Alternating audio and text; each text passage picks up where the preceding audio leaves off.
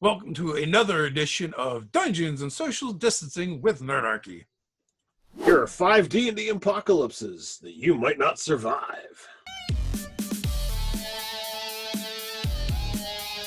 Welcome to Nerdarchy. For nerds, by nerds. I'm Nerdarchist Dave, and as usual, I'm hanging out with this nerd. Nerdarchist Ted. Hey, every time you miss one of those D&D videos, does it seem like the end of the world? Well, hit that subscribe button and catastrophe averted. But if you specifically want to make sure you don't miss a Nerdarchy video, then make sure you hit that notification bell. Speaking of apocalypses, let's jump into our video that is sponsored by Maximum Apocalypse. It was a super successful board game on Kickstarter. The fans loved it so much they are now turning it into a tabletop role-playing game where you get the option of picking all kinds of different characters that now have survived an apocalypse. But will they survive after the apocalypse? It is a post-apocalyptic setting. You have alien apocalypses, kaiju, big oil failure, zombie apocalypse, of course, the rapture, supernatural. There are so many awesome apocalypses that maybe you've survived, but will you continue to survive? The main setting actually has all of these apocalypses has happened. It's just how your character has chosen. All of these apocalypses have happened in the main campaign setting, and it's your character just has to pick the one that they survived. It's a really intuitive design. We both got to play test a couple games of this. We really had a lot of fun with it. I think that you will as well. So check it out. Link is going to be down in the description. All right, now let's jump into it. But, we're playing D&D. We play a lot of D&D. We talk about a lot of D&D. What are some very specific D&D style apocalypses we could have in our games? So we came up with 5. They're not in any particular order. Number 1 is the Demon Incursion. All right, so this is crazy. This is something that, I don't think very many people out there, would be dying to play this kind of campaign setting. But, the demons, parts of the abyss have been brought to the world. Demons rule. Souls are rounded up and prevented from moving on. And you can either play as part of a resistance or play as a secret police. You could have a super lot of fun with something that's crazy like this and totally turn your typical fantasy world on its heels. I would imagine that in this kind of a setting, the deities have either pulled back a little bit or don't have as much, power or desire to sway the world. Maybe whatever led to the demons doing this, caused that separation or caused it's like, well, you made your bed, you lie in it. Yeah, it could be that. They could be barred from the prime material plane because of the power of the demons. You could have different factions, different demon lords, almost like warlords set up, fighting amongst themselves, keeping the human chattel in line. You could be part of the resistance, trying to win back your world, free slaves, free souls. Maybe they're trapping the souls here. They can't leave. One of the dangers of dying in a world overrun by demons is instead of, moving on, you come back as a Lemur or a Mains. I forget which one's the devil and which one's the demon off the top of my head. So you actually, every time a human has died, it actually increases the horde. So you could definitely do a lot of fun things with it. I would imagine, that there would have to be breeding grounds, so that there would be enough humans, that the souls would be, could come to auction blocks where you have, the demons out there like, okay, who wants this? And they literally give off the highlighting points of, oh, well, was it a murderer? Was it an adventurer? How much blood has this soul spilled? That auctioneer could have a lot of fun with that. And you'd have these demons, either bartering in gold or other souls to try and, claim this. You could do so much with that as a building block. Next up, we have magic is out of control. And the best example of this really is an existing setting, and that is Dark Sun, where magic actually destroyed and ate the world alive, essentially sucking all the life out of it. And that's just one way to do it. There's another book series by Richard Knack where this race, these beings called the Vrod, they basically laid waste to their world, and with so much magic. It was almost like toxic waste, but in the magic form, to the point where the world and its magic itself kind of rebelled against them, and they had to find a new place to live because the world was being destroyed by what they had done. When magic becomes a dangerous source, you've got people who will then turn on those who are spellcasters. When you look at Dark Sun, you've got a very distinction from divine spellcasters to preservers to defilers. And the defilers were the ones that were like, what, I don't give a crap about the land. I'm going to suck up every little last bit of magic I possibly can. Who cares if I'm destroying plants to do so? And I'm going to throw it out there. Divine spellcasters like, no, I don't need to tap into that, that source. It's a very, very different source. And if people knew that you were tapping the land and destroying it, they could have no problems rising up and trying to throw you down. Well, that's one aspect of it. People become fearful of those that are wielding magic, and they want to stop that at all costs. But then the other idea is the magic itself has become unpredictable and violent to use. So you're actually in danger by using it. Maybe every time you do try and use it, it's like being a wild mage sorcerer, whether you are or not, minus some of the benefits, because magic is just become unstable and dangerous. Or, if you are someone that is trying to use magic, the magic of the world that is actually now kind of like almost like a hostile force of nature is then drawn to you, and you have to contest it every time in order to wield it. So the thing that maybe was your profession, or that thing that you love or was born in you, is now an actual detriment. You actually ran a game on the channel where Megan's character wielded magic and it required rolls, and when they failed, bad things could possibly happen. So it's definitely something that we've experimented with in our own games. It had a corrupting factor. Then now the other idea: what about creatures that are actually magical beings, things that are made of magic? What kind of effect is this hostile energy of this world going to have on those creatures? Maybe nothing. Or maybe they're all kind of tapped into the same source. Well, if the magic of the world itself has kind of gone mad and out of control, I would say that's going to affect these creatures as well. If they're highly magical, like they are infused with this stuff, does it drive them insane? Does it drive them mad? Do they begin acting different than what is normally expected of them? Do they start exhibiting different powers because now they manifest their magic differently, and maybe in more chaotic or violent ways? Yeah, you could have things that were naturally, good creatures, that because magic is so rampant, so out of control, that they can't control themselves, and it warps and twists their mind.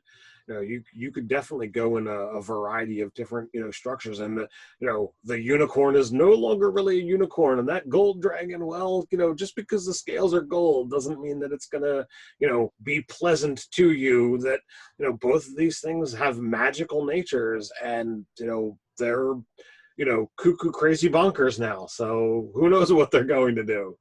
You might build a campaign around playing magic fighters, in the sense, think firefighters, but instead of putting out fires, you're putting out magic.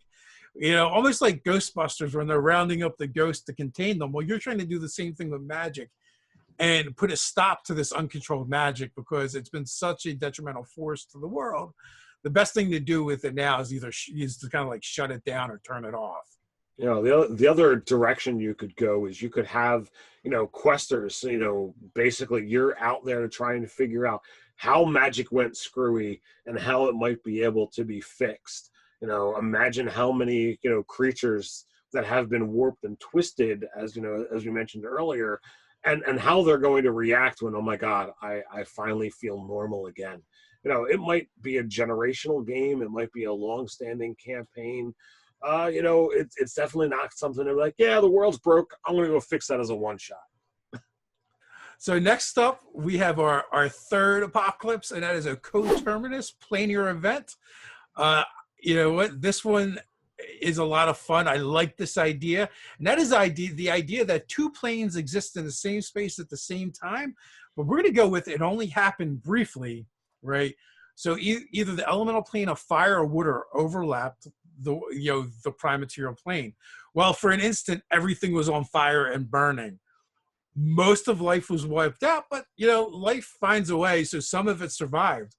The same could be said for a water event. Like, what happens if the elemental plane of water overlap the prime material plane? Everything is flooded out. Most things are going to drown. And in both cases, what if creatures are left behind?